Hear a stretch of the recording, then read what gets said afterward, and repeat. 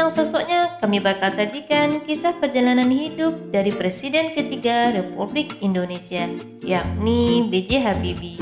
Tapi sebelum lebih lanjut, jangan lupa klik subscribe dan aktifkan lonceng notifikasimu agar bersama kita terus berbagi lewat cerita bergambar. Masa kecil di Parepare, buah hati pasangan Alwi Abdul Jalil Habibie dan Marini Puspowardoyo ini lahir di Parepare, Sulawesi Selatan pada tanggal 25 Juni 1936. Semasa kecil, dia sangat senang menunggangi kuda dan membaca. Budi kecil bersekolah di sekolah rakyat yang kini telah menjadi SD Negeri 4 Parepare. Di sekolah ini, ia dikenal periang dan sangat cerdas. Pada tanggal 3 September 1950, sang ayah pun meninggal dunia. Ibunya lalu memutuskan mereka sekeluarga untuk pindah ke Bandung. Kini, setelah Habibie meninggal, rumah semasa kecilnya di Parepare disulap menjadi Museum B.J. Habibie. Selain itu, nama Habibie dan Ainun juga diabadikan menjadi sebuah monumen cinta dan rumah sakit regional.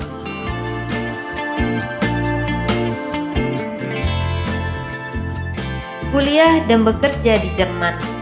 Selepas SMA, Habibie melanjutkan studi di Institut Teknologi Bandung pada tahun 1954. Namun, setahun kemudian ia memperoleh beasiswa dan melanjutkan studi teknik penerbangan spesialisasi konstruksi pesawat terbang di Westfälische Technik Achselachen, Jerman Barat. 10 tahun ia menjalani masa pendidikan hingga meraih gelar doktor engineer dengan predikat summa cum laude pada tahun 1965. Nah, karena tak ingin membebani orang tua dengan biaya kuliah, Habibie pun memilih nyambi bekerja. Ia pun kemudian diterima kerja di Messerschmitt Böckler, sebuah perusahaan penerbangan yang berpusat di Hamburg, Jerman. Selain itu, ia juga nyambi jadi asisten dosen di kampus tempatnya menimba ilmu. Karir Habibie di Messerschmitt Böckler sangat cemerlang, bahkan sampai menduduki posisi top manajemen.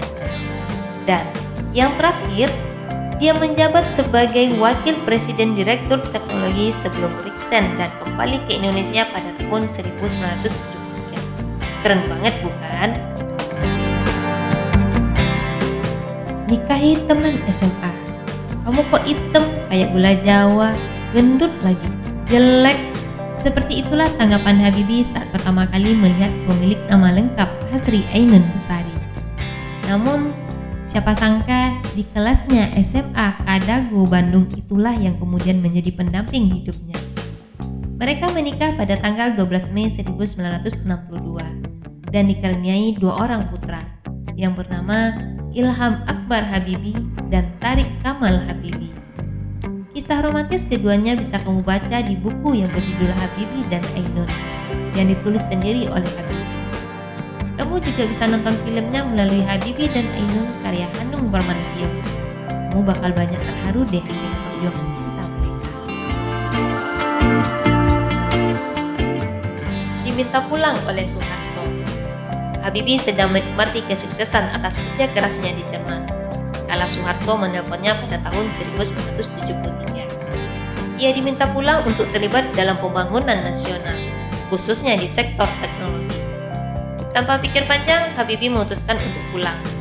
Padahal saat itu ia menjabat sebagai Wakil Presiden Direktur Teknologi Messerschmitt Böckler, Hamburg, Jerman Barat, yang tentu saja gajinya sangat besar.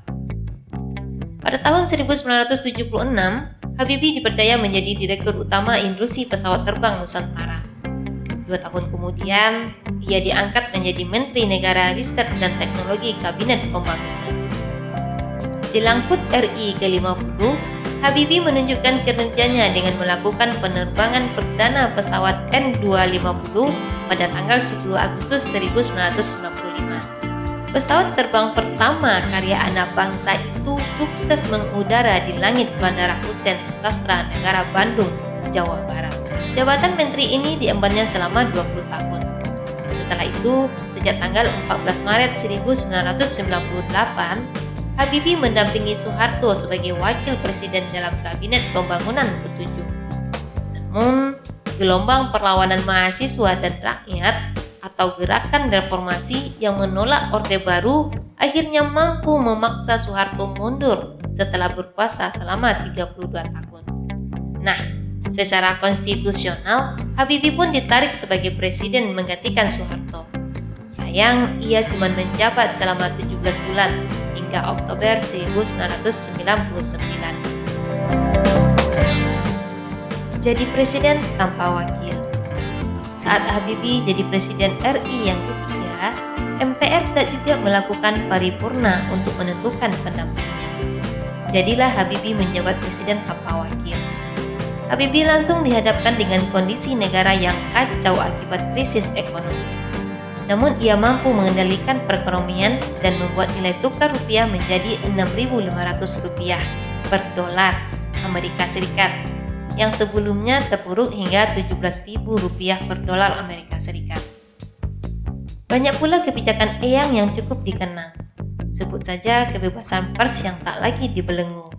Kemudian membebaskan narapidana politik, melikuidasi beberapa bank yang bermasalah, bahkan memutuskan untuk melepas Timur Timur untuk merdeka. Hal ini dijadikan amunisi oleh beberapa politisi di MPR untuk menolak laporan pertanggungjawabannya. Akhirnya Habibie pun memutuskan mundur sebagai presiden pada tanggal 20 Oktober 1999. 46 hak paten. Kecerdasan Habibie di bidang aeronautika telah diakui dunia. Bahkan ia dijuluki sebagai Mr. Truck.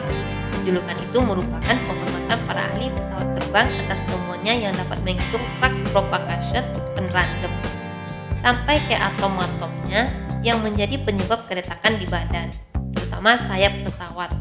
Habibie bahkan telah mengoleksi 46 hak paten di bidang teknologi kadigantaraan. Salah satunya adalah teori faktor Habibie yang menjadi petunjuk agar setiap sambungan bagian pesawat lebih kokoh dan lebih aman ketika terbang. Teori ini juga membuat pesawat lebih ringan dan bisa hemat bahan bakar hingga 10%. Rintis pesawat R-80.